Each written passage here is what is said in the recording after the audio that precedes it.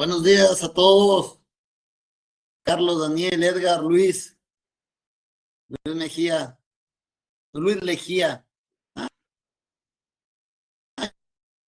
Uy, te visito después en esta semana, a lo mejor. Martín, buenos días. ¿Cómo van todos? Vamos a darle unos minutos a un poquito de gente para que se alcancen a conectar y nos acompañen. ¿Cómo va todo por ahí en sus respectivas plantas? ¿Cómo les trata la lluvia?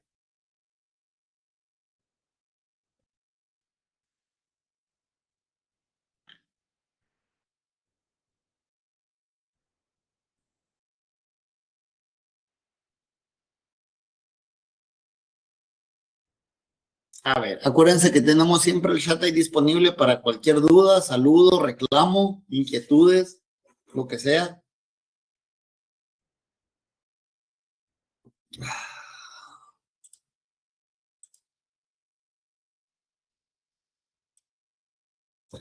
Vamos a dar unos 2 o 3 minutitos más a ver si entran algunas personas más. Ya tenemos 7. Vamos a ver si conseguimos unas 10, 11 personas.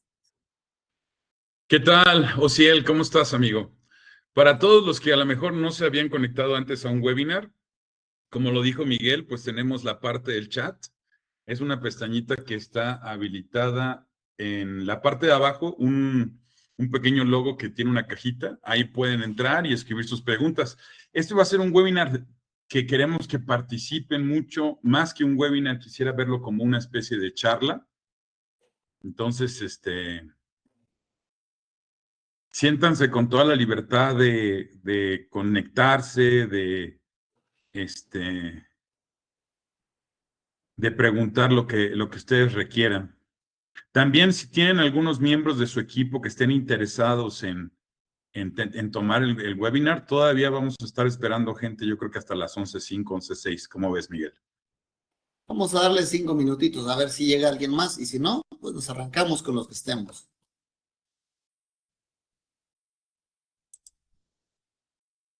Todos, Martín.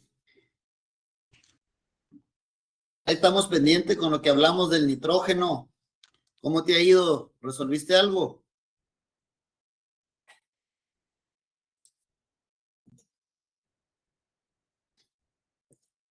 Por eso les decimos que este es un espacio para también cuando tengan dudas, lo aprovechen, saquen las dudas, lo que necesiten por ahí que se pueda resolver. Para eso estamos, no se limite específicamente a los temas que vamos a hablar ahora de optimización. Así que si alguien tiene una duda rápida que quiera sacar ahorita, sin costo, les va a costar un café del Oxxo.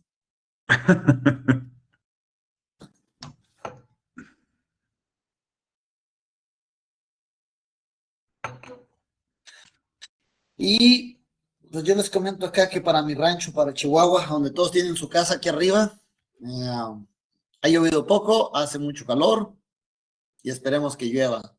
Creo que para el centro del país les ha ido un poco mejor de lluvia. Carlitos dijo que se está ahogando la otra vez ahí en Querétaro. Sí, aquí ha estado lloviendo mucho. No sé por allá en Aguascalientes, Ociel, cómo esté, pero aquí, pues hoy está todo nublado. Acá llueve tierra, ¿no? Sé que para el norte, pues no ha llovido mucho. Para acá al centro sí, todo el tiempo ha estado lloviendo. Desde el fin de semana, hoy también amaneció lloviendo. Dichosa la gente del centro. Sí, ¿verdad?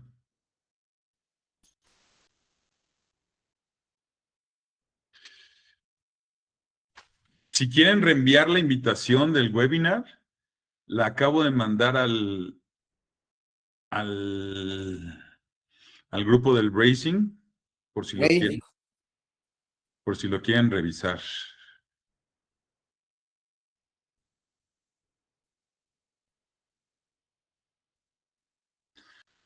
De todas maneras, como saben, pues todos estos webinars se graban y después los pueden ver pagando una pequeña suscripción de $15. ¿Será OnlyFans o qué? No. En las repeticiones Miguel da el webinar, pero solo en Vox. Yo creo que la gente pagaría por no ver eso. Ah, bueno, ¿qué te parece, Miguel, que vamos empezando? ¿Te parece bien? Sí, Sí, nomás déjale contesto a Martín. Fíjate que en Estados Unidos, Martín, también creo que hacen una especie de webinar, pero no sé si tienen el mismo formato. Es más, creo que en México la gente tiene más interés en este tipo de formatos. Como que en Estados Unidos no les gusta o no les interesa tanto. Parece que en México les interesa más.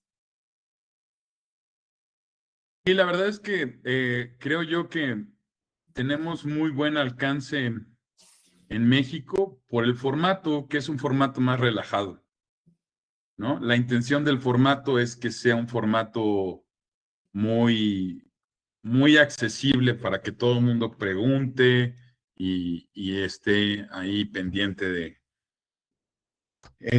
que todo el mundo esté preguntando y pueda exponer sus dudas y platicar con nosotros, con Miguel y conmigo y con algunos otros expertos que deberíamos invitar, ¿no, Miguel? Estaría bien que tuviéramos a lo mejor el próximo webinar y que nos acompañara Juanito o alguien relacionado con la industria.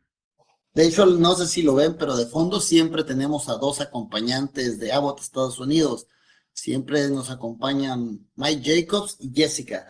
Son dos personas que nos apoyan desde el área de marketing, ventas, servicio. O sea, tenemos aquí todo el pack. Normalmente ellos no hablan pues por el lenguaje que batallan, pero en caso de algo podemos traer más gente, pues si necesitan algo en específico. Y Luis, ahorita si quieres al puro final, si todavía te quedan dudas sobre los gases, y sí te puede afectar quitarle completamente el hidrógeno al de Lu.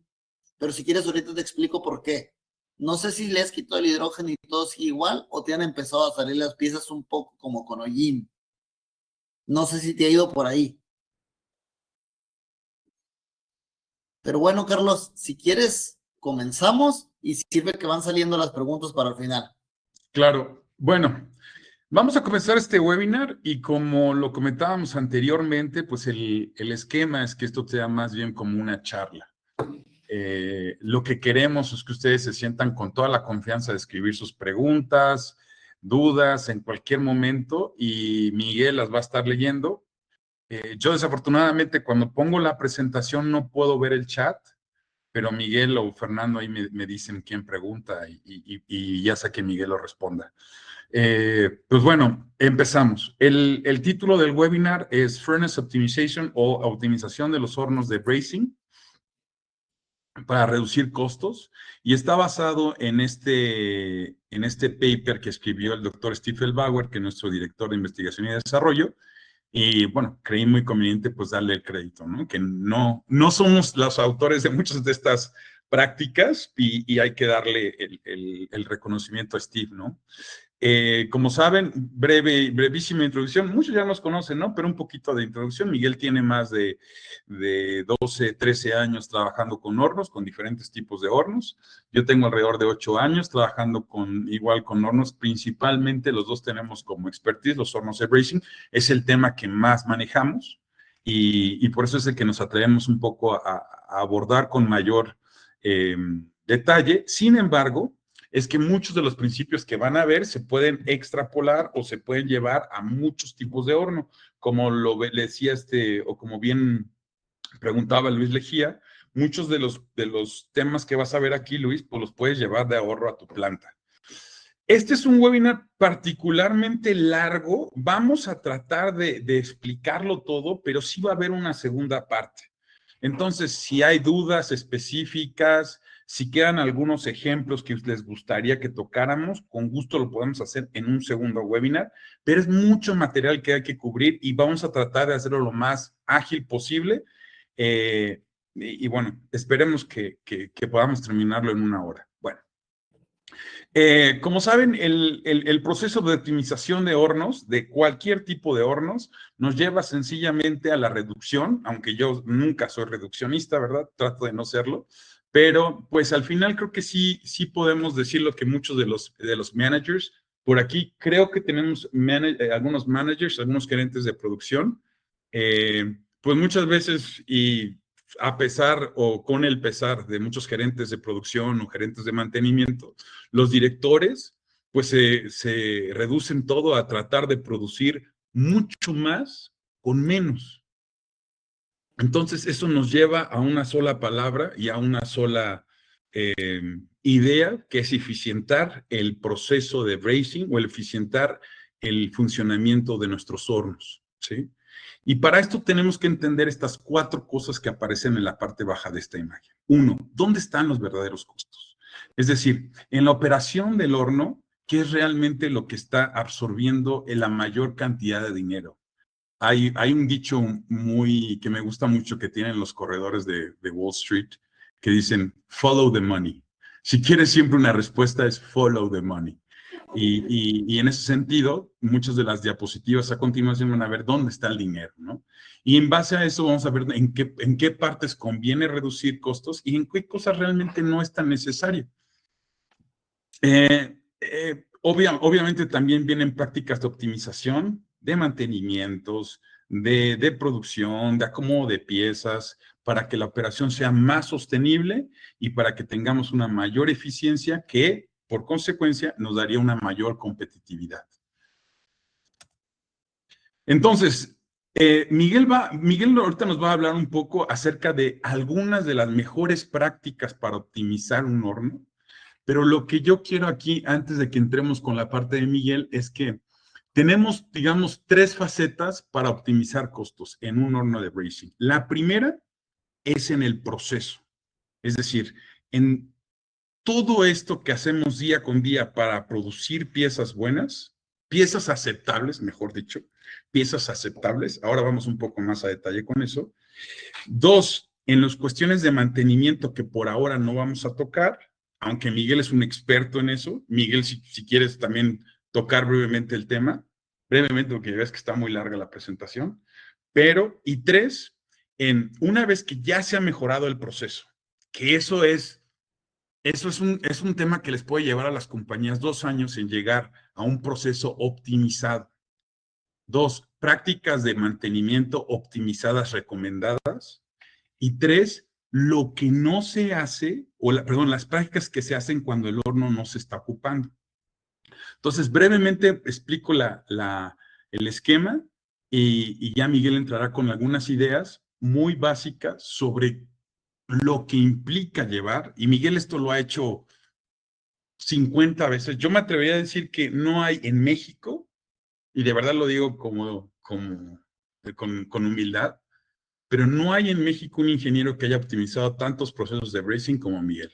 O sea, muchos ingenieros han optimizado tal vez el proceso de su compañía. Miguel ha trabajado con más de 10 compañías de brazing y les ha ayudado a llevar sus procesos digamos, de un brazing normal a un brazing optimizado. Ahora tocamos un poco ese tema y profundizamos. Pero bueno, regresando a los temas. ¿Qué es lo que estamos buscando? Lo que estamos buscando es el santo grial. Lo que estamos buscando es el horno optimizado. El horno optimizado de producción es un horno que trabaja justo a la temperatura correcta, ni más ni menos, que esta debiese ser lo más bajo posible para que salga el brazing y no más. 2, ocupa el mínimo flujo de atmósfera de trabajo con la mejor composición o la mejor mezcla, nitrógeno, hidrógeno en el caso de los que tengan nitrógeno y nitrógeno, con el mejor radio de gas y aire comprimido con los que trabajan con exotérmico, con el mejor radio de amoníaco en caso de los que trabajen con amoníaco disociado, etcétera. Y la velocidad de la banda, el que tenga y pueda lograr la mayor velocidad posible de la banda, porque mayor velocidad de la banda significa mayor producción, y mayor producción o mismo costo significa piezas más competitivas y que podemos decir que hablamos ya de un proceso eficiente o eficientado. Miguel, aquí es donde ocupamos ya de los consejos o las prácticas que tú realizas cuando tomas un proceso de brazing, digamos. Yo digo que cualquiera puede hacer que un horno de brazing funcione. Eso de verdad no es tan complicado. Lo que es complicado es llevar un horno a que funcione eficientemente. Pues vamos a ver. como dice Carlos, esto es algo bastante complejo que tiene muchos puntos a tocar. Ahorita lo que voy a hacer, voy a tocar puntos estratégicos y si a alguno les suena familiar o si tienen dudas sobre algo en específico, por favor, déjenoslo ver en el chat. Y le damos seguimiento a eso. En lugar de yo clavarme en un punto que a lo mejor no es de su importancia, mejor voy a tocar varios y me dicen dónde me detengo o si tienen otro que les gustaría revisar, como nos comentaba Luis, adelante. A ver, entonces, como pueden ver en la diapositiva, dice que la temperatura lo más baja posible. Esto se refiere a que no queremos tener un horno mucho más caliente de lo que debería por dos razones. En primera, pues porque la pasta se te va a derretir de más, va a escurrir por debajo de la pieza, o si es un horno de loop como el que de aquí de Luis, nomás vas a malbaratar energía, la vas a malgastar porque no vas a lograr más. En segundo, ¿por qué no quieres tener más temperatura de la que es necesaria en tu horno? Bueno, pues principalmente para ahorro de energía. ¿Para qué vas a estar teniendo una sobretemperatura? Ahora, ¿cómo sabes cuánta temperatura deberías tener? En primera, también se define por la masa de tus piezas y la velocidad de la banda. Es decir, si la banda va demasiado rápido, ahí es donde empieza a compensar un poquito con las piezas. Perdóneme, con la velocidad. Si va muy rápido, subes un poquito la temperatura, la velocidad, todo empieza a jugar. Pero otra cosa importante que me lo mencionó Carlos hace rato, porque se me había pasado, la pasta. También tienen que verificar la calidad, el tipo de pasta, el spec, porque hay algunas pastas que, digamos, para el bracing, que funcionan a no sé, 2050 grados Fahrenheit o 1100 centígrados, depende de cómo lo tengan seteado. Y por default, muchos hornos los tienen 50 o 100 grados más arriba. Y dicen, sí funciona. Sí, sí funciona, pero se está sobrecalentando y estás gastando energía dióxido y hasta te está creando problemas, como flashings, escurrimientos. Ahora bien, la atmósfera. Un problema común que hemos visto un montón de veces es de que nosotros, al menos yo, al setear un horno la primera vez, yo lo dejo sobrado. Es decir, lo dejo el horno seteado para el peor escenario posible, de que el cliente le va a empezar a supercargar piezas de todas las geometrías. Así que dices, ok, el horno funciona, ¿cómo puedo empezar a reducir la cantidad de gases que tenemos dentro del horno? Que esto de la atmósfera, yo creo que es el gasto número 1 en el proceso. Número 2, yo creo que es la electricidad. Número 3, pues, mano de obra y ahí ya se lo lleva uno hacia abajo. Pero en atmósfera hay una regla que utilizamos mucho, al menos en los hornos Haworth, pero yo creo que se puede extrapolar de manera bastante general a otro tipo de hornos. Nosotros teóricamente inyectamos 100 pulgadas de atmósfera total, perdón, de atmósfera de trabajo, que viene siendo el blend o la mezcla de nitrógeno y hidrógeno, en su caso de la mayoría de ustedes, de 100 pies cúbicos por pulgada de banda. Es decir, si tienen una banda, no lo sé, de 30 pulgadas, entonces van a usar teóricamente 3000 pies totales por hora de atmósfera de trabajo, del blend. Esto es sin tomar en cuenta lo de las cortinas, las tapas laterales, cualquier inyector periférico, eso sin tomarlo en cuenta, nomás la de trabajo, pero aquí tomamos algo en cuenta. Pues en México trabajamos con presupuestos más ajustados, no podemos estar tan sobrados, no podemos estar quemando ese 20% extra al año, que al final del año se traduce en una buena cantidad de billetes quemados, porque esos son lo que son, billetes quemados, que se podrían traducir a mayor utilidad para la gente. Así que la regla general es que digo, tomen esos 100 pies cúbicos por hora, por la cantidad por la distancia de la banda, y lo que les dé, multiplíquenlo por 7. Por punto 7, perdón. Es decir, si les daba 3000 pies, por punto 7, ese es el número real. Dices, entonces solo necesito unos 2100, 2200. Ese es el número real con el que tu horno puede funcionar. Pero ya estás en una parte, en un límite. Si fuera una campana de desviación, ya estás en el límite izquierdo, donde dices, ya puede empezar a fallar. De ahí para arriba se tienen que empezar a hacer pruebas. Es decir, si tú tienes un horno de 30 pulgadas, puedes empezar a probar con 2200, 2300. Si todo va bien, podrías hacer pruebas hacia abajo, pero ya no pruebas hacia arriba. Perdón, pruebas hacia arriba, pero ya hacia abajo es muy probable que te va a fallar. Mira, aquí Martín nos está preguntando algo. Ok, ahí te va Martín. Una de las posibles ventajas con los hornos Hump, no sé si los conocen, tienen joroba, tienen una rampa a la entrada, no sé, creo que son como 20 grados, 15 grados, tal vez Carlos me pueda ayudar con la rampa que tienen los hornos de Hump. Sube, llega a un claro donde pasa el bracing arriba, baja y luego ya sale del horno. ¿Para qué es esto? Esto, Martín, normalmente es en los hornos de alto hidrógeno, o sea, de 100% hidrógeno o mayormente hidrógeno. ¿Por qué? Porque teóricamente el hidrógeno es más ligero que el aire y que el nitrógeno. Así que si el horno tiene esa forma de joroba, la teoría nos dice que al inyectarle hidrógeno se va a quedar arriba, se va a quedar atrapado como si fuera un globo y va a necesitar un poco menos. Teóricamente los hornos de joroba nos ahorran hasta un 15% de hidrógeno anual, entre 10 y 15%. No parece un número demasiado grande, pero al final del año es un número que ya marca contablemente. La desventaja que yo le he visto, Carlos la ha visto, estoy seguro que el mantenimiento es un poco más complicado. Los atorones de piezas son más comunes porque imagínate que vienen las piezas así, luego ya se enderezan y pasan, llegan a topar arriba o se cae alguna pieza. Son los atorones más comunes, el mantenimiento es un poquito más complicado, pero sí tienes algo de ahorro de hidrógeno.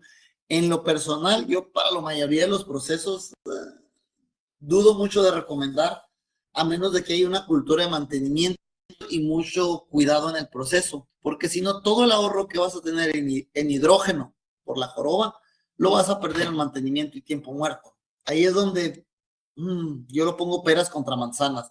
Ahí me va a regañar Abbott a mí, porque a Abbott le gusta vender hornos de joroba, porque son más eficientes. Es como un carro eléctrico, es más eficiente.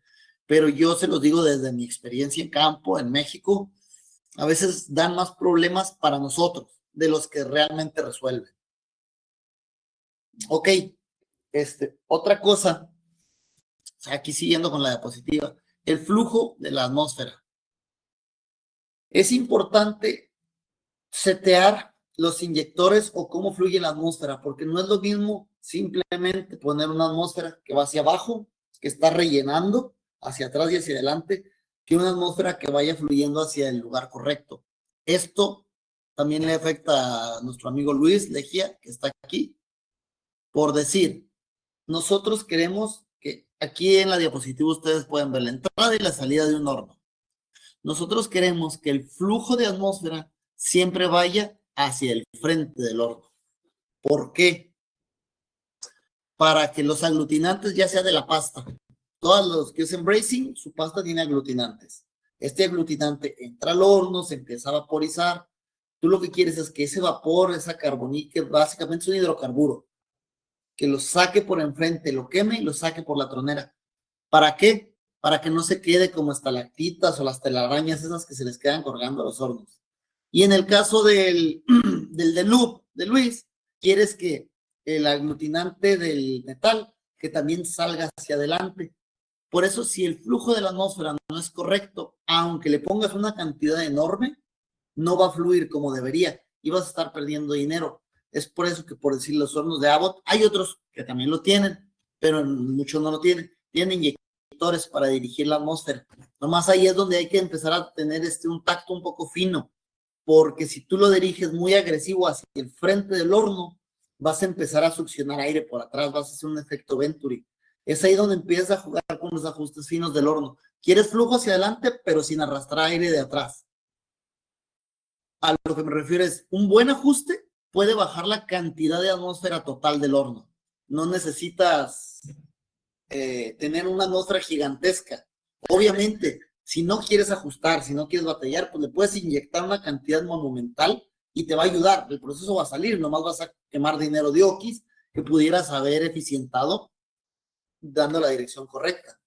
No sé si quieras agregar algo ahí, Carlos. Te vi quieto, como que les querías No, agregar algo. creo que eso vale oro. O sea, lo que acabas de decir es algo bien importante. Cuando los ingenieros creen que ya están utilizando la menor atmósfera posible, el siguiente lugar donde buscar para ahorrar flujo de atmósfera es el correcto flujo o la correcta dirección, distribución e inyección de la atmósfera en tu horno. Eso es bien, bien complejo. O sea, meterte ya a ese nivel de ajuste en un horno es para expertos. Miguel sabe bien balancear una atmósfera en un horno continuo y es una cosa que a veces un cambio pequeño se puede ver hasta el día siguiente en el horno. Entonces, si tú haces un pequeño cambio en cómo está fluyendo la atmósfera y lo pones a prueba y esperas que se vea reflejado en la siguiente corrida, puede ser que no sea así. Y eso va a depender también mucho el tamaño del horno. Ya entraremos un poco más a esto. Miguel, ¿quieres agregar algo más o pasamos a la siguiente diapositiva? Pero lo que sí, nada más me gustaría, pues, de recalcar es que lo que acabas de mencionar, muchos ingenieros de verdad de bracing no lo toman en consideración. Esto, ingenieros, optimizar un horno continuo, es el know-how de su compañía. Esto, el producir muchas piezas, la mayor cantidad de piezas aceptables, porque no nos vamos a poner aquí en términos de bueno y malo, que puedan cumplir con las mínimas normas de calidad que le están pidiendo sus clientes. Esto es el know-how de su compañía. Esto. Y esto vale lo que vale el know-how de su compañía. Y esto, o sea, tener un buen horno de bracing, tener un horno de bracing optimizado, vale lo que quieran, lo que quieran. Y puede tomar 1, 2 años, 3 años. No es una respuesta rápida, no es algo que se va a hacer en una semana, o hay gente que le habla a Miguel, le dice, optimízame mi horno en 2 días.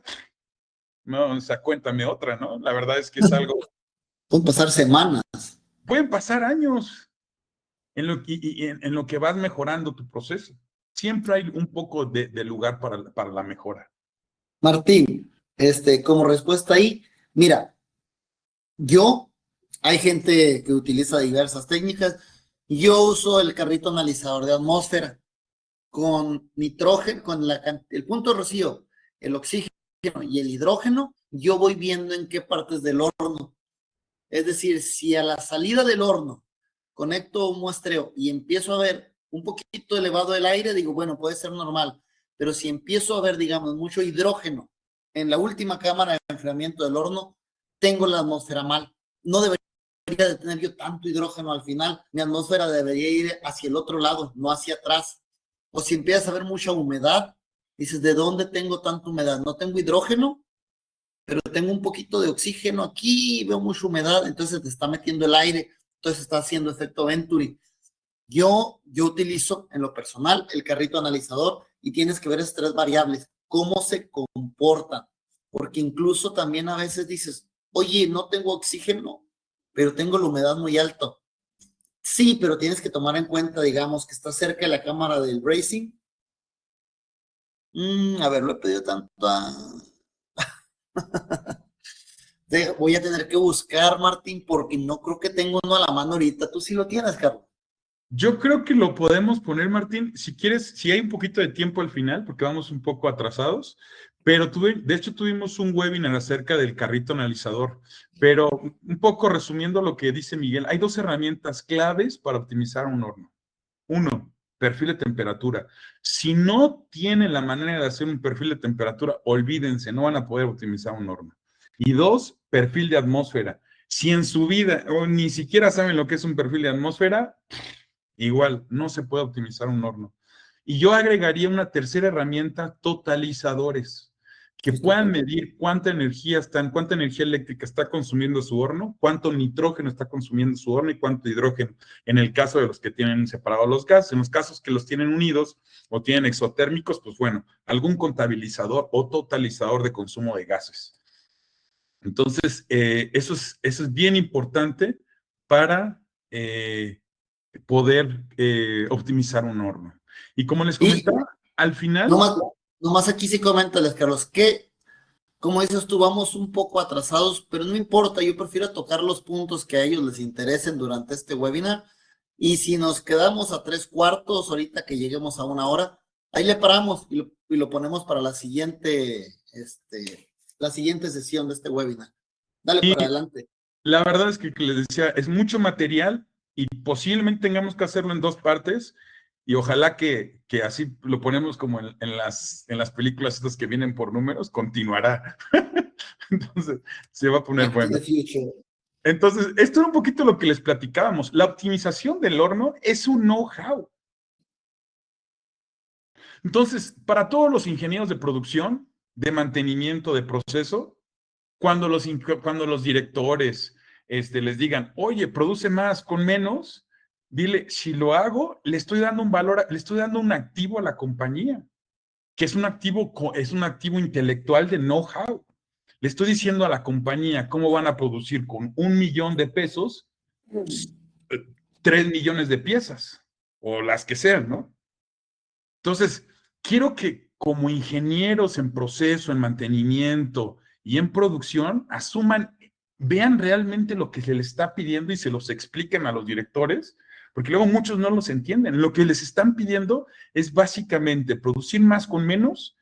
¿Cómo? Eso es el know-how. ¿Cómo?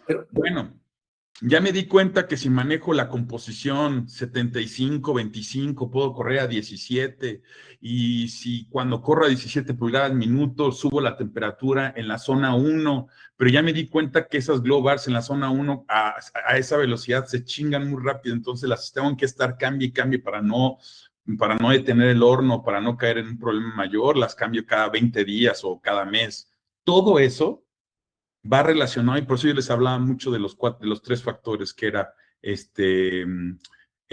tema de reducir atmósfera, mantenimiento. ¿Qué hacemos, perdón? ¿Qué hacemos para mejorar la producción? ¿Qué hacemos para mejorar el mantenimiento? ¿Y qué hacemos cuando el horno no está funcionando?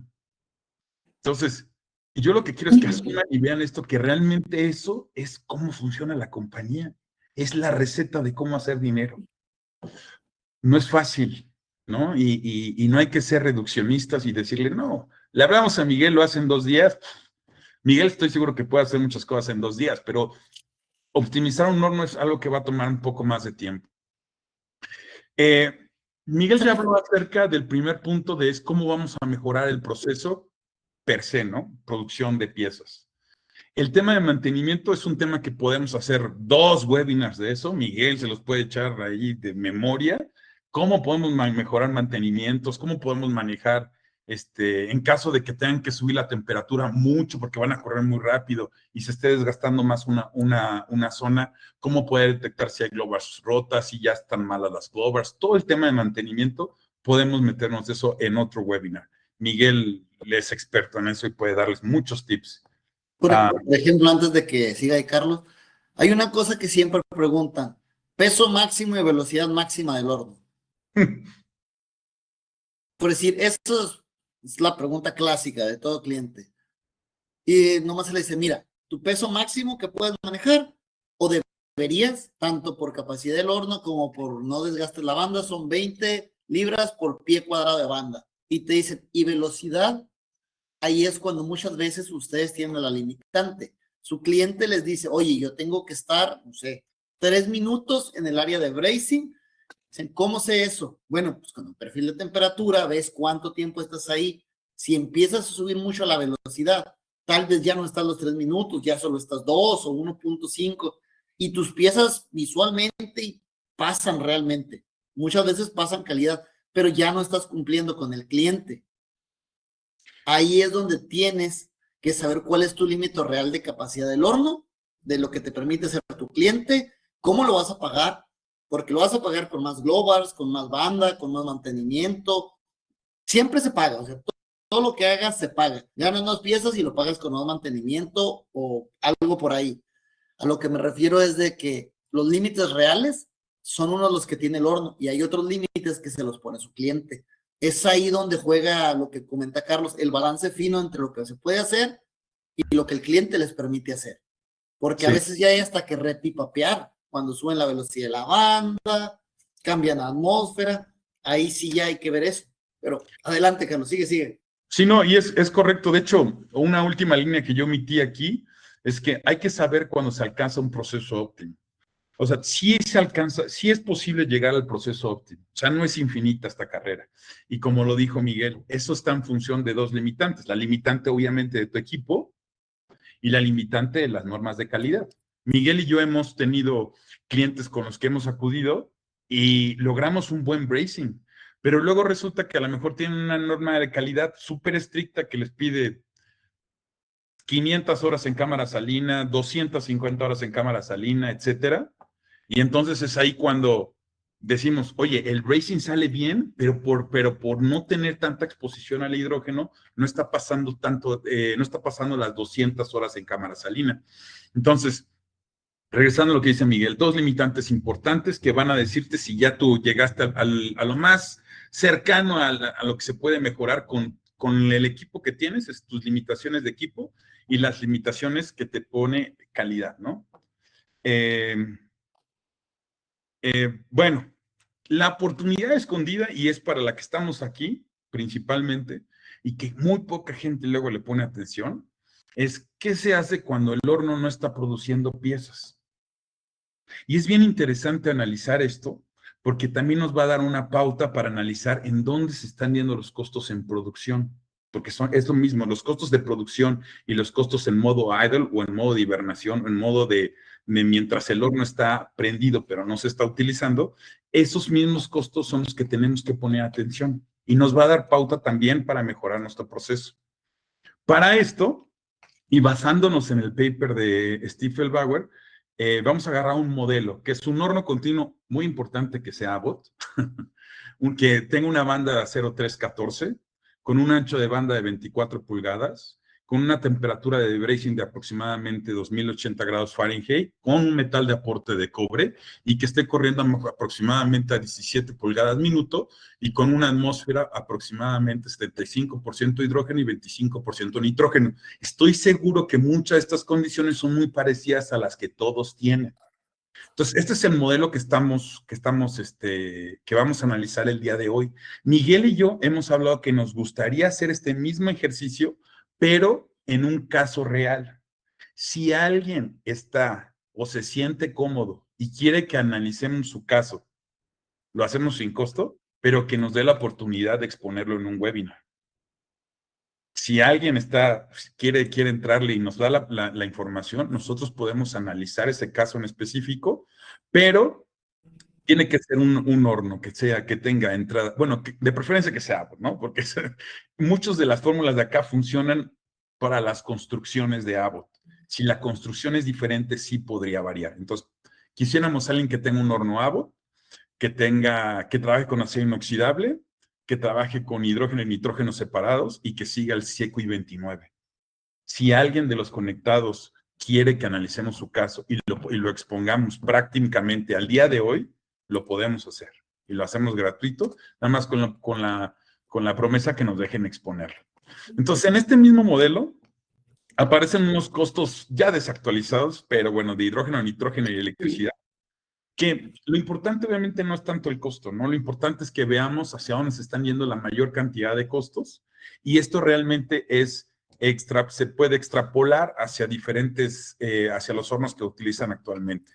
Entonces, curiosamente, muchos ingenieros luego no llegan a aterrizar o no llegan a comprender completamente que el horno es un sistema termodinámico, que una vez que alcanza por completo su temperatura de trabajo, el único calor que demanda o el único consumo eléctrico que va a demandar es el necesario para seguir operando a esa temperatura de trabajo.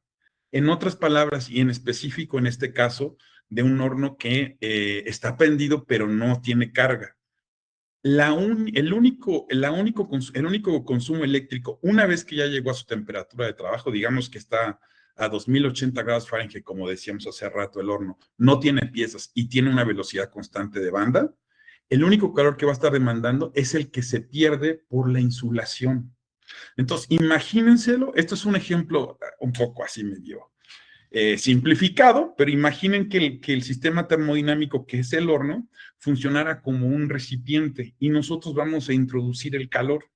Entonces, una vez que ya llegó a su límite de temperatura, a su temperatura de trabajo, ya solamente le vamos a tener que echar el agua suficiente o el líquido suficiente. Les comentaba que es un ejemplo simplificado.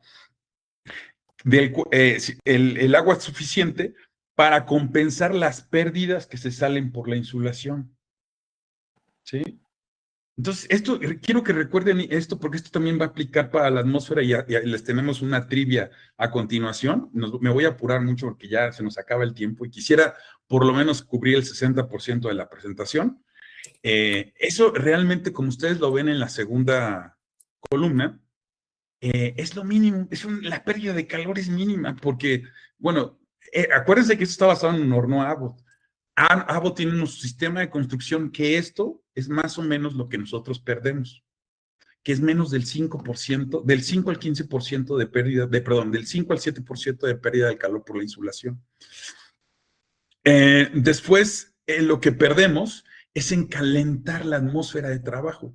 Calentar la atmósfera de trabajo es realmente lo que demanda más calor. ¿Por qué?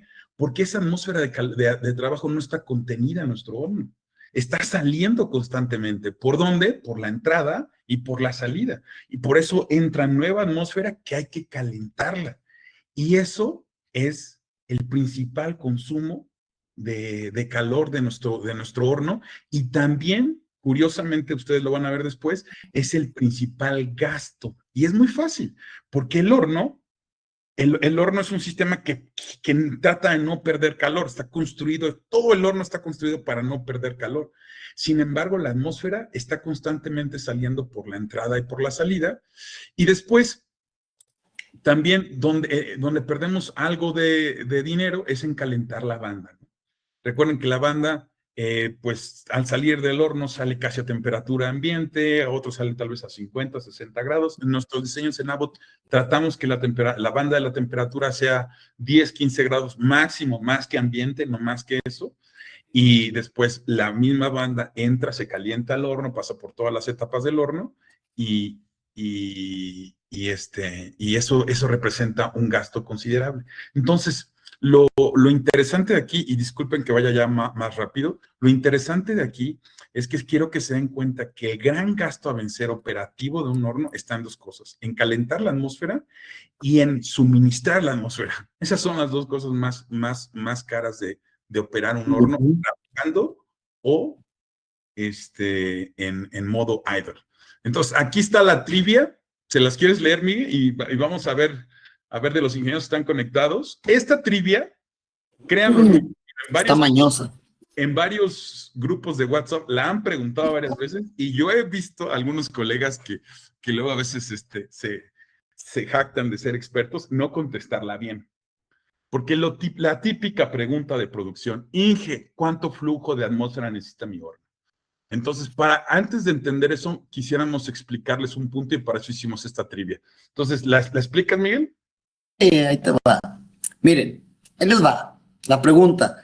Considerando dos hornos continuos que tienen la misma apertura de entrada y de salida, es decir, el boquete de la mufla del mismo tamaño, la misma configuración de zona de precalentamiento, enfriamiento, la misma velocidad banda y operan bajo condiciones muy similares, son las mismas. La única diferencia es que el horno A tiene una cámara de calentamiento de 5 metros y el horno B tiene una cámara de calentamiento del doble. Una vez que los hornos ya llegaron a producción, ya están sacando piezas, ya todo estable y en producción, ¿cuál horno va a gastar la mayor cantidad de atmósfera para estar estable? ¿Tienen una idea? ¿Nos pueden decir? A ver, alguien que le ponga por ahí en el chat.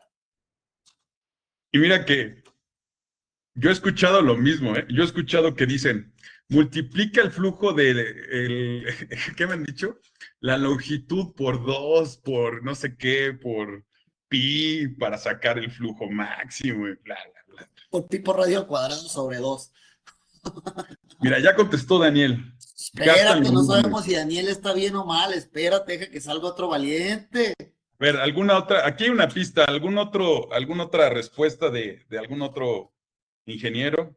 A ver, ¿Cuál gasta más flujo de atmósfera? ¿El de 5 metros o el de 10 metros de largo de la cámara de calentamiento? Y la pista es esta: la apertura de entrada es igual, la apertura de salida es igual, la velocidad de banda es igual, las cortinas son iguales, la presión interna objetivo es la misma, no hay diferencia en fugas, la insolación es igual. a ver, Martín. ¡Miedo! Sí. Bueno, al menos en los acompañantes que tenemos hoy tienen idea de lo que están hablando. Oye, Porque pero muchas veces nos dicen, es que el horno es más grande, va a gastar más.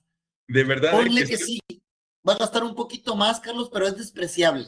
O sea, es despreciable hasta por las microfugas entre la mufla. Pero sí, solo para llenarse de atmósfera al principio es cuando va a gastar más. correcto. Y los felicito a todos los ingenieros que contestaron correctamente, porque esta pregunta, de verdad, yo la he visto en foros de expertos en hornos contestarla mal. Entonces, en condiciones estables de operación, dos hornos con las mismas aperturas y el mismo nivel de infiltración requerirán aproximadamente el mismo flujo de atmósfera. El volumen adicional del horno más largo afecta principalmente el tiempo y el costo de la purga inicial o del llenado inicial, como Miguel lo mencionó, no el flujo necesario para mantener la atmósfera durante la operación continua. Pregunta extra point, bonus question. Entonces, ¿qué determina cuánto flujo necesita un horno? A ver, Daniel, Luis, Ismael, ¿qué determina entonces cuánto flujo necesita un horno para operar? Ya Nomás aquí una cosilla que a tomar en cuenta que a veces afecta, pero para que lo tomen en cuenta. Al ser un horno más largo, hay más piezas, más material dentro de la cámara de bracing o de sinterizado o de loop. Al haber más piezas ahí, a veces necesitas un poquito más de hidrógeno para que pueda o quitar el óxido o ayudar a sacar el de loop, pero es insignificante, tal vez 5% más. No, no porque sea un horno del doble de tamaño, va a requerir el doble de atmósfera, tal vez 5 o 10% más, solo para que ese hidrógeno interactúe con las piezas, con el óxido, que las limpie y salga. Pero ahí está, Daniel. Muy buena respuesta, Daniel. Daniel, recuérdanos de qué compañía eres, porque me suena mucho tu nombre, pero creo que no te estoy ubicando. Una disculpa. Pero sí, ¿eh? Ya van 2 de 2 de Daniel, ¿eh? Sopas Industries. Ah, sí. Esos que hacen sopita Maruchan les queda bien suave. Entonces, pues bueno, la respuesta, como lo dijo Daniel, es ocupan el mismo flujo de atmósfera, ¿no? Ocupan el mismo flujo de atmósfera en términos teóricos, y si queremos despreciar el tema de la turbulencia, de las piezas, etcétera, imaginemos lo que ya están trabajando sin piezas, ¿sale? Solo están funcionando con la banda, ¿no? Entonces, para que sea más sencillo de resolver, no meterle más ruido, imaginémonos que solo están a temperatura de trabajo, atmósfera de trabajo, velocidad de trabajo, pero no están, no están cargados. Entonces ocuparían el mismo flujo de atmósfera. Entonces Daniel tiene toda la razón. Entonces, ¿qué interviene para determinar el flujo? Pues únicamente dos factores. Para determinar la velocidad de flujo que queremos, que es la necesaria para impedir que entre el aire, lo único que necesitamos es el flow rate, que es el que vamos a determinar nosotros con nuestros flujómetros, y el área de entrada. Es todo lo que se determina. Pregunta: si cerramos la salida y la entrada en un 50%, ¿podemos asumir que el horno requeriría 50% menos de flujo? Yo tengo mis dudas que decir. Vamos a ver qué dice el público. Entonces, a ver, esta va. Si cerramos la puerta de entrada y salida en un 50%, ¿quiere decir que vamos a necesitar un 50% menos de flujo? Estamos hablando en condiciones ideales, ¿eh? O sea, ya el horno está lleno, no hay piezas para que no metamos ruido de lo que dice Miguel, de la geometría. La respuesta es sí. Si cerramos la salida, lo acaba de mencionar Daniel, Lo único que interviene para determinar el flujo es el área de entrada, el área de salida y la velocidad que queremos lograr. Entonces, si queremos lograr una velocidad constante, lo único que podemos moverla y el área se reduce un 50%, entonces podemos reducir el flujo en un 50%. Y la fórmula que a lo mejor más claramente lo va a explicar es la siguiente. Si queremos mantener la velocidad constante para que no entre el aire y el área la disminuimos de A a 0.5A, ¿qué hacemos con el AF, el Atmosphere Flow? Igual, lo podemos reducir en un 50%. Y esto se puede aplicar para cuando entran ustedes en idle mode. Entonces, cuando ustedes entren en idle mode o quieran gastar menos flujo de atmósfera y no van a estar produciendo piezas y van a cerrar sus puertas en un 50, 60%, pueden reducir su flujo en 50, 60%. Ojo, esto es teórico. Habrá hornos que necesitan más flujo porque tienen fugas, porque tienen alguna salida rara, etcétera. Eso ya lo tienen que analizar, pero estamos hablando en un sistema puramente teórico. Sí, puramente teórico. Se puede reducir. Ojo, va a haber hornos que por desgaste de pies, etcétera, esto no sea de 50-50, pero lo que queremos decir es que en un análisis teórico sí se puede reducir en un 50% el flujo. Miguel y yo siempre jugamos muy a la segura. Si cerramos al 50, reducimos el flujo le bajamos el flujo al 70. Al 70. No, perdón, sí, o sea, si cerramos al 80, bueno, vas al 30%. O al 50. ¿Por qué? Porque la mayoría de los hornos que trabajamos, pues muchos de ellos ya tienen más de 5 o 6 años y pues no tienen algunas fugas que luego ni sabemos. Pero lo que quiero... Hay otro factor, Carlitos, a tomar en cuenta antes de que te vayas. Hay que tomar en cuenta que las plantas pues a veces están desorganizadas. Si tú le cerraste la entrada hasta el 50 y redujiste tu flujo 50%, a mí no me gusta hacer eso. ¿Por qué? Porque no falta el operador que diga, ya vamos a producción y ¡pum! Abre la compuerta de golpe, se mete el aire y hasta un flamazo puede haber porque no subiste el flujo antes de abrir la compuerta. Así que por eso teóricamente se puede bajar, pero en la práctica hay que tener mucho cuidado cómo se hace. Yo prefiero dejarlo, en lugar de bajarlo a 50, lo bajo un 30, un 20, nomás para asegurar que por un descuido de alguien no vaya a haber un flamazo o algo así. Son cositas a tomar en cuenta. Y esto, la intención de este webinar no es dar una receta, sino motivar o incentivar o estimular que mejoren sus procesos de hibernación los fines de semana. Y volvemos a lo mismo. Habrá hornos en los que a lo mejor esto no sea una regla 50-50, ¿no? Como se puede, digamos, determinar teóricamente. Pero eso en gran medida es lo que platicamos en un inicio, es el know-how. Entonces, pues básicamente esto se explica lo que acabamos de decir. Cerrar la puerta frontal en un 80% puede resultar en una reducción del 80% en la cantidad de atmósfera requerida, ¿no? De la puerta frontal y la puerta trasera. Igual, muchos de ustedes, y no voy a decir no voy a decir nombres, pero algunos de ustedes han cambiado las configuraciones de los hornos Abbott. Cuando se cambia la configuración de los hornos Abbott, no siempre se respetan estas reglas. Estas reglas están hechas para hornos Abbott, de construcción Abbott, y que mantuvieron los diseños Abbott. Hay hornos de clientes que han agregado o quitado cortinas, y eso ya cambia un poco. Eso también hay que aclararlo, ¿no? Bueno, otra cosa que se puede hacer. Lo que se puede hacer es invertir o cambiar los flujos. Entonces, los blends o las mezclas de gases para ahorrar dinero mientras el horno está en idle mode. Entonces, si tú trabajabas 75-25, a lo mejor te puedes ir a un 95-5 en hidrógeno y nitrógeno, ¿sí? Esto te va a dar muy buenos ahorros para cuando estés en modo idle, ya que el hidrógeno es principalmente el gasto a vencer, ¿no? Es el gas más caro y por tanto el gas que merece ser ahorrado, ¿no?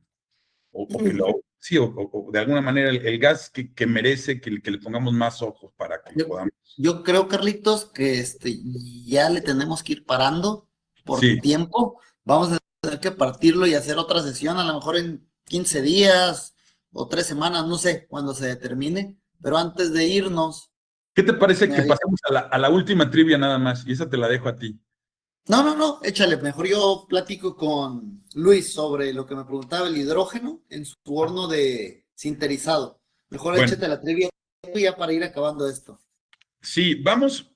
Les decía que en realidad era un poco largo y la intención de Miguel no era cubrirlo en un solo webinar, sino tratar de más bien llevarlo con calma. Y de verdad que en esto podemos estar 10 horas, podemos dar un curso completo, parte por parte, de dónde está el dinero, entender que hay modelos teóricos de los hornos y la verdad modelos prácticos. Miguel es un experto en la parte técnica, entonces él seguramente a veces discrepa conmigo de Carlos, es que en la vida real a veces no es tanto así, pero en los cálculos sí es así, ¿no? Obviamente hay cosas que en los cálculos no se toman en consideración. Bueno, ¿qué otro elemento, cuando un horno está en idle mode, qué otro elemento es el que extrae más calor y por lo tanto más dinero del horno?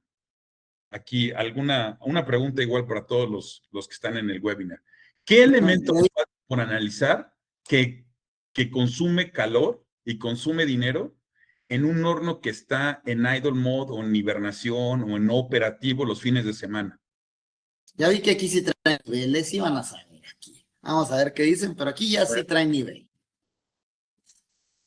Edgar, Martín, a Martín, ver cuál es ¿qué el otro, qué elemento que otro extrae elemento calor nos del horno. falta?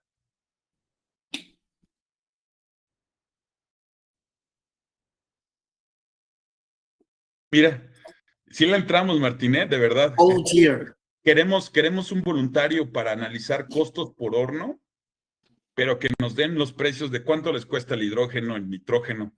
Nos comunicamos, Martín, y lo platicamos. Pero gracias. Sí lo Tengo que aceptamos. viajar a, tengo que viajar al mundo de la Tierra, Martín, o al mundo fronterizo. Tú dime a dónde viajo. Al Jarudo. Y al mundo fronterizo. Está bien, me queda de paso. Sí, no, de verdad, sí le entramos, Martín. Dalo por hecho. Que tampoco no hubo muchos voluntarios.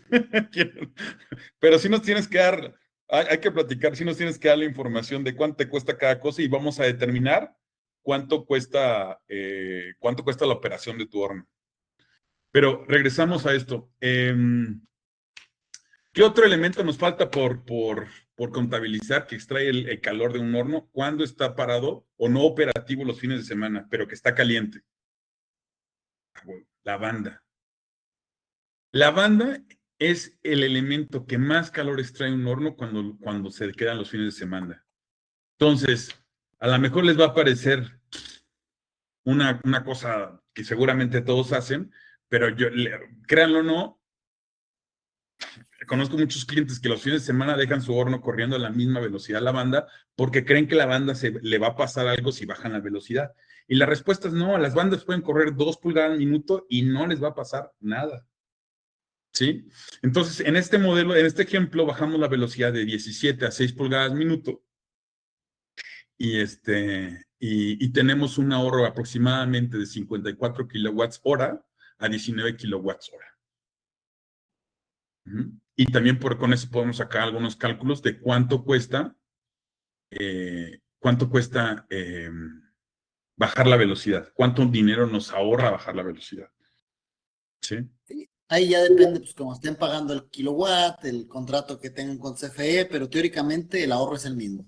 Entonces, ya no vamos a ver lo siguiente, pero nada más para cerrar esto como conclusión, Miguel. Estrategia 1 para ahorrar costos, flujo de atmósfera, reducir apertura de puertas. Si no tienes piezas altas, baja las puertas. No trabajes con toda la puerta abierta. Ahora bien, si bajas la puerta y no reduces el flujo de atmósfera, de nada sirve. Si bajas la puerta, tienes que reducir el flujo de atmósfera. Ahora bien, pese a que teóricamente puedes decir que si la bajas 10% las puertas, puedes bajar 10% el flujo, eso es en teoría. Pero Miguel puede dar tips de en la realidad qué tanto podemos bajar el flujo. Pero eso sí, si vas a bajar la atmósfera. Si vas a bajar la atmósfera, perdón, si vas a bajar las puertas, baja el flujo de atmósfera. Esto aproximadamente puede determinar hasta un 60% de ahorro en el consumo de atmósfera. ¿Cuántas veces hemos ido a ver clientes que trabajan con toda la puerta abierta y están haciendo piececitas de 1 pulgada? O tubitos que tienen 1,5 pulgadas y tienen la mufla abierta de 8 pulgadas y la tienen abierta todo el tiempo. Estrategia 2, composición. Luchar por tener la mejor composición posible.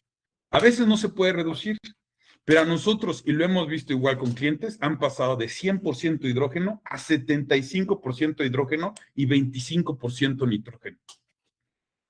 Eso puede representar hasta un 30% de ahorro si se maneja bien. Hasta un 30% de ahorro. Estrategia 3, velocidad de la banda. En el caso de idle mode, reducir la velocidad ayuda mucho. En el caso de producción, hacer pruebas para ver hasta qué velocidad podemos correr y todavía tener piezas buenas. No lo dejen. Es una excelente manera de mejorar la producción y los costos en aumentar la velocidad de la banda. A veces se puede, a veces no, pero muchas veces se puede y solo es cuestión de hacer pruebas estructuradas para poder lograrlo, producir más. En el idle mode, el reducir la banda puede reducir hasta un 65% del consumo de energía necesario para calentar la banda. Del consumo, no del total, del consumo solo de la banda. Hay que cortarlo, Carlitos, que se tienen que ir a trabajar los jóvenes aquí. Sí, ¿verdad? Bueno, son 12, todas estamos. Y bueno, lo que les decía, ¿no? Reducir la temperatura realmente no es un factor que ahorre mucho. Y después para eso, si quieren, podemos tener otro webinar hablando únicamente de la temperatura y qué tanto realmente ahorra uno en los fines de semana si baja la temperatura. Entonces, hasta aquí, y disculpen que no hayamos terminado, pero ya más o menos se los platicaba yo desde un inicio que estaba muy largo. ¿Hasta aquí tienen alguna pregunta, algún comentario que quisieran agregar? Yo nomás aquí comentarle a Luis Lejía lo que me preguntó. Luis, se supone que ustedes quieren quitar el... Mira nomás, ya te digo que ya voy a poner mi onlyfurnaces.com. No, ahorita si quieres lo platicamos, Martín, cuando quieras estemos en tu planta. Hay algunas cosas que podemos hacer que te pueden interesar mucho por lo que veo. Pero, y sí, Miguel, ahorita te ponemos aquí mismo, te escribí, si quieres escríbeme tu contacto, Carlos, y yo también les escribo el mío para que tengan los correos a Miguel. Luis, él tiene hornos de loop. Le quieren quitar el hidrógeno, supongo, por cuestión de costos. Ellos usan muy poco, probablemente 5%, 10% de hidrógeno, tal vez. Se supone que lo quieren bajar a 0, por lo que te entiendo, Luis. ¿Ya lo hicieron o lo piensan hacer?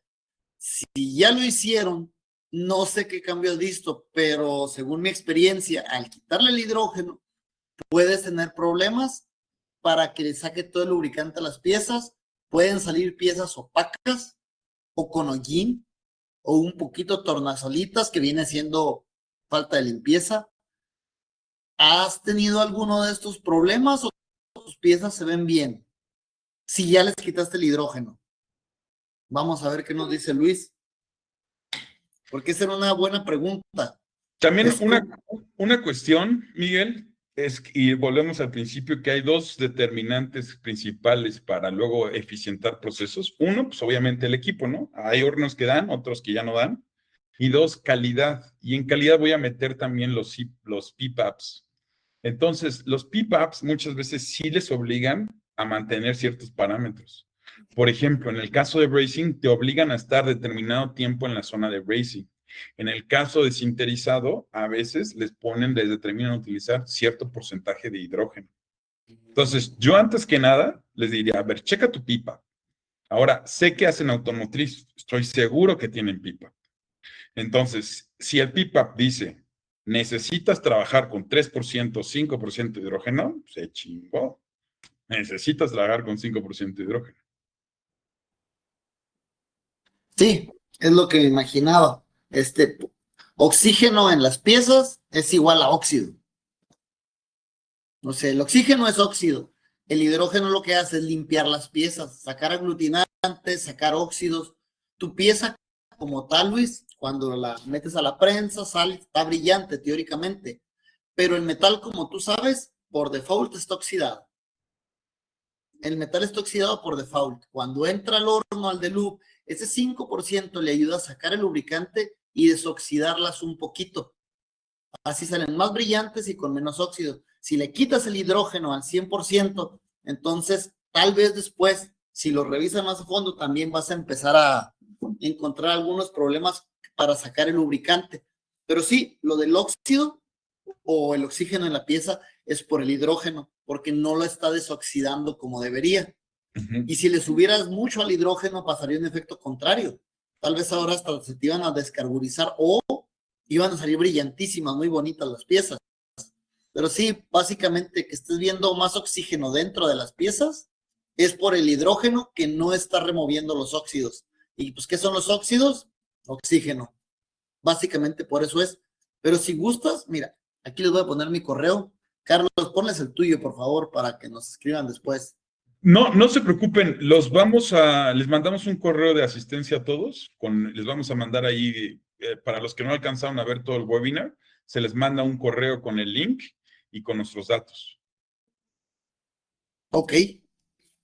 ¿Cómo ves, Luis? ¿Te suena más o menos a lo que te está sucediendo? También importante, es posible si el horno está nuevecito, no va a tener casi fugas.